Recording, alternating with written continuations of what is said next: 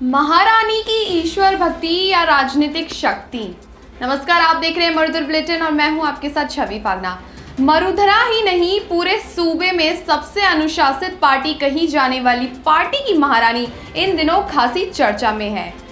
चर्चा में भी क्यों ना हो, आखिर 2 वर्ष का लंबा मौन धारण, त्याग और तपस्या के बाद अब फिर से वही पुराने तेवर दिखा रही है।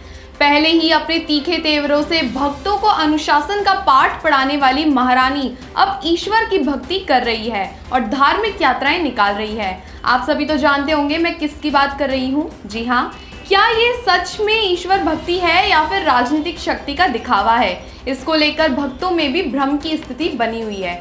सबसे पुरानी पार्टी में भी देव नारायण के वंशज भी अपनी उपेक्षा को लेकर अन्नदाताओं के बहाने ही सही अपनी ताकत दिखा रहे हैं। ठीक उसी तरह इस अनुशासित कही जाने वाली पार्टी में महारानी भी उनके समांतर ही धार्मिक यात्रा निकाल रही है।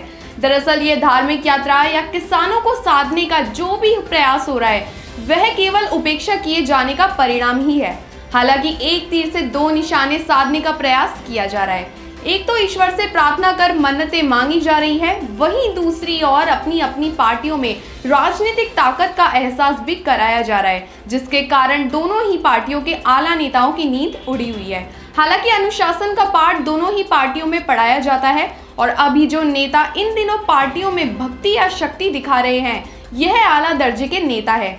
परंतु भक्तों को अनुशासन का पाठ पढ़ाने वाले दोनों ही पार्टियों के चीफ रहे यह नेता स्वयं ही अनुशासन तोड़ रहे हैं। पार्टी आला कमान इनकी उपेक्षा जरूर कर रहा है, लेकिन इनको समांतर यात्राएं निकालने के लिए आदेश तो नहीं दे रहा है। उसके बावजूद आला कमान को आंख दिखाते हुए अपनी ताकत का एहसास कराने के लिए इन दोनों बड़े नेताओं ने नायाब तरीका ढूंढ निकाला है।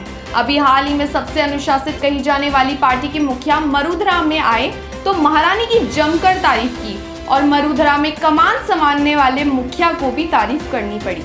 चाहे मजबूरी हो या फिर महारानी की लोकप्रियता हो, पार्टी के कर्णाधारों को उनके कसीदे गढ़ने ही पड़े, जिसको देखकर लगता है कि महारानी का वजूद अभी खत्म नहीं हुआ है। अपनी पार्टी के आधे साहबों को तो ईश्वर भक्ति के दौरान साथ बिठाकर महारानी ने अपनी शक्ति भी दिखा दी है, जिसका असर कुछ दिनों में साफ साफ नजर आने वाला है। वहीं दूसरी ओर सबसे पुरानी पार्टी में देव नारायण के वंशज भी पहलवानी दिखाने में कोई कोर कसर नहीं छोड़ रहे हैं। वह भी अन्नदाताओं को साधने के बहाने सही आला कमान को अपनी शक्ति का एहसास करा चुके हैं। अब इन दोनों नेताओं की शक्ति हो या फिर भक्ति क्या गुल खिलाएगी, ये तो उपचुनाव के बाद इसका प्रभाव देखने को मिल सकेगा। देखते रहिए मरुधर बुलेटिन। धन्यवाद। नमस्कार, मैं हूं सागर चौधरी और हमारा ये वीडियो आपको पसंद आया हो तो लाइक और शेयर जरूर करें और हाँ, हमारे चैनल को सब्सक्राइब और फॉलो करना बिल्कुल ना भूलें ताकि देश और दुनिया की कोई खबर मिस ना हो। तो जुड़े रहिए हमारे साथ और देखते रहिए मरुधर बुलेटिन, क्योंकि जिसकी कोई नहीं सुनता उसकी सुनता है मरुधर बुलेटिन।